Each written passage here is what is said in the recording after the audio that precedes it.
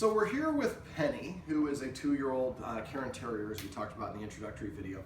We were asking what sort of rules the dog has, and during the evaluation period, we learned the dog didn't really have a lot of rules.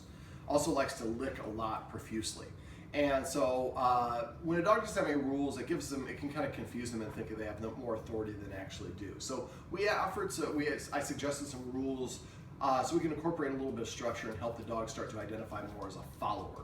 As they identify more as a follower, then they don't feel as much responsibility, and that pressure is reduced. Now they don't have the burden of responsibility, and that can help them live with less stress. And that can absolutely be an impactor for dogs with separation anxiety. But she nudges for attention as well, correct? So when a dog nudges us with for attention, they're basically giving us an order. Hey, pet me, pay attention to me.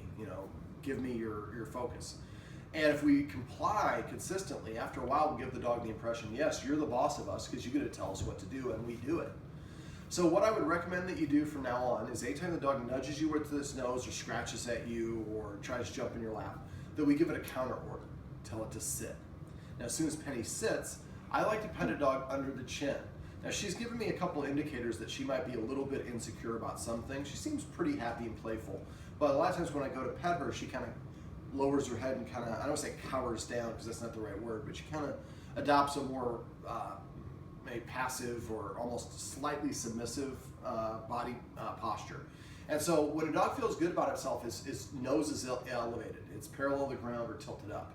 So if we pet our dog and get in a habit of petting them consistently under the chin, we facilitate that nose up orientation, and we can help them feel better about themselves and boost their self-esteem and their confidence a little bit. So when she jumps up, I tell her to sit. I give her a counter order.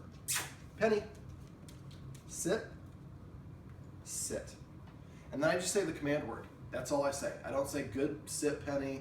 Oh, Penny, what a good dog, you sat down. In that case, I didn't even say the command word. I say sit. And that's all I'm saying at the same time that I'm providing the affection. After a while, the dog associates the command word with the action with the reward. And all three things are analogous.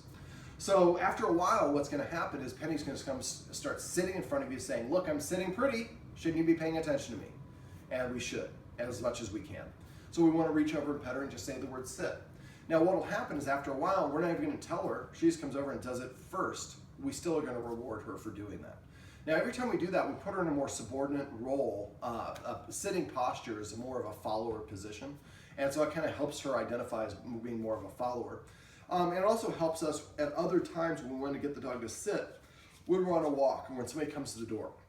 When she's really excited, she's really revved up, being able to do even the simplest of commands are more difficult for us because we're thinking about too many things at once.